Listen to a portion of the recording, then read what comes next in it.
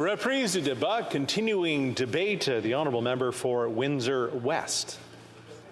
Thank you, Mr. Speaker, and I'm pleased to speak today on this bill, Bill C-26, an act respecting cybersecurity, amending the Telecommunications Act and making consequential amendments to other acts. And it's really important, Mr. Speaker, to acknowledge that we are severely behind with regards to our protections in this matter. I'm going to quote from myself here, Mr. Speaker, where I once engaged the government and asked them this: I am very concerned that we are not doing enough in Canada to protect the digital privacy of Canadians, and I'm calling on the government to develop stronger frameworks and guidelines to improve cybersecurity in Canada. These are critical issues that must be addressed for the benefit of Canada and our economy and commerce is currently under threat, and also our personal privacy. When did I do that? That was in 2016. And Mr. Speaker, 2016, with the digital changes that we've had to today, is a lifetime of change. Where I got a response from the government basically at that time saying they would refer matters and let them play themselves out in the court. One of the most famous cases at that time that came forth was the University of Calgary that had actually reported paid $20,000 in compensation to a group of organizations who we don't know in terms of protecting the breach that they had. So what has taken place over several different cases and also our current laws is that it's okay to actually pay out crime, and it is also okay to pay out these types of requests for extortion and not even actually refer that matter back to the people's privacy that actually has been breached. You don't even have to report it as a crime to law enforcement agencies, and it's very disturbing to say the least. And so getting this legislation is something, but it's still a long way off. And as New Democrats, we recognize very much there needs to be a balance in this. And this is why I also wrote at that time the then Minister of Privacy Commissioner of Canada, Jennifer Stoddart, about the cyber attacks and data breaches. And there is concern about the amount of data and then your rights and your protections and your knowledge that you should have as an individual in a democracy.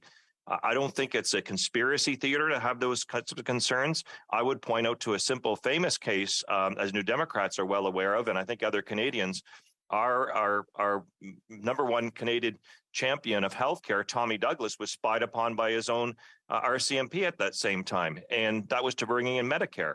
And so this is very well documented. We still don't have all the records. We still don't have all the information, and it's very much a famous case. So bringing in our number one treasure jewel being healthcare led to a case where our own system was spying upon an elected representative who was actually declared Canada's greatest Canadian through the public. And we don't want to forget about those things, because when we're introducing laws like this, there is a real concern about your ability to protect yourself and your privacy, and as well too the expansive conditions that are going to change often with regards to personal privacy. Now, what also took place after that, Madam Speaker, is that I was very much pleased to put a motion forward in the year 2020 to the House of Commons Industry Committee, where we studied for the first time, and the first time was done in Canadian history, fraud calls in Canada.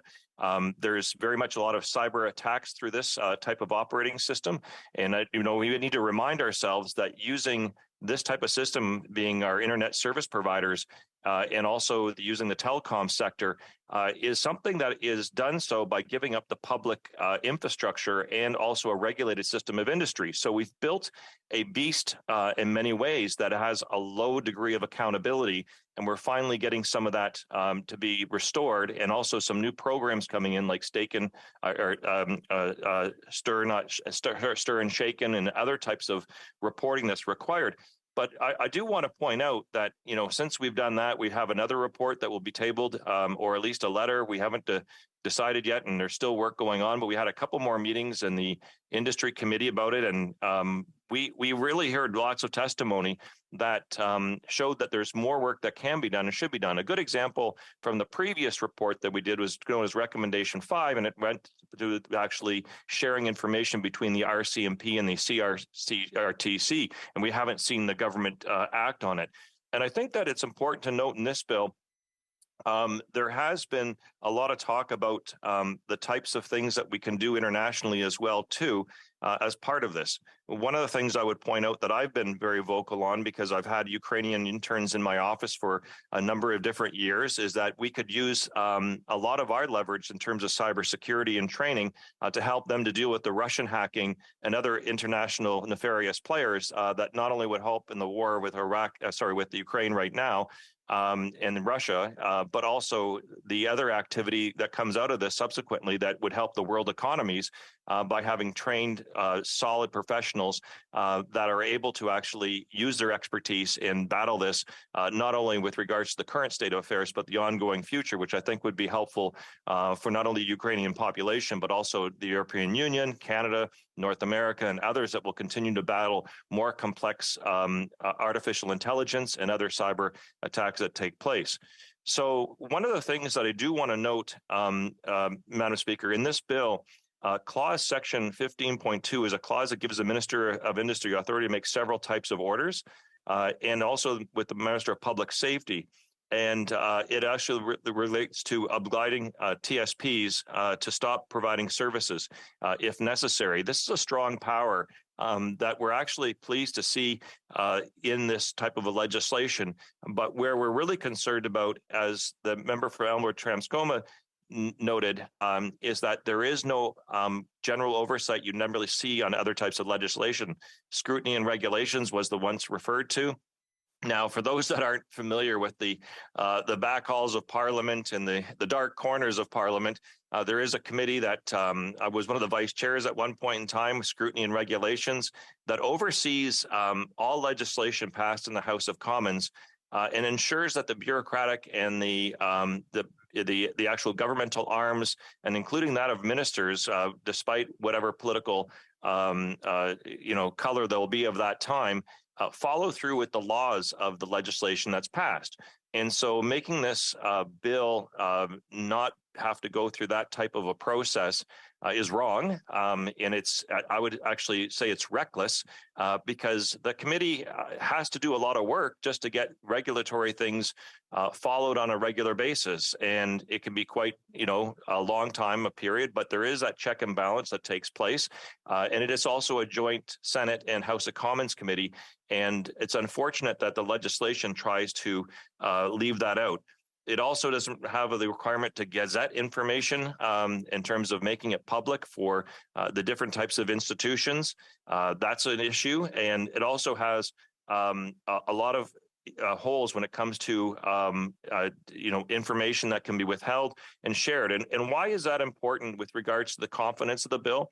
It all comes down to the fact that many of the institutions that we have at risk and to be targeted involve not only just the private sector, where we've seen abuse taken place on customers themselves, or businesses with lax policies that don't protect privacy very well, others that have been used abusive techniques that are in processes.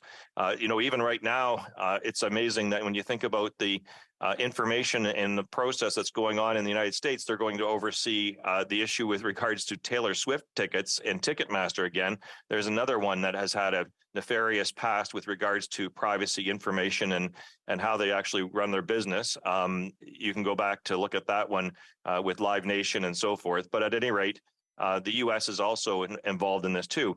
The reason I raise those things, because it also comes, from the soft things like that are very serious for your credit cards and for your personal information that's shared, but also too, across the world and also in Canada here, is that we have municipal infrastructure and government institutions that are constantly under attack. And that's very important because it's not just the external elements with regards to consumer production and business losses, which are quite significant. They're into the billions of dollars. But at the same time, too, it's everything from water treatment facilities, healthcare facilities in terms of hospitals, it's utilities for power, hydro. All those elements can be used as targets to undermine a civilian population as well. And one of the things that we'd like to see is more accountability when it comes to those elements. And there's just definitely more to do. And one of the things that I don't quite understand, and I'm pleased to see the government bring this at least to committee, is what we can do to educate the population. So thank you, Madam Speaker. But This bill, again, our first intervention as New Democrats was several years ago, and it's sad that it's just coming to fruition now. Questions and comments? The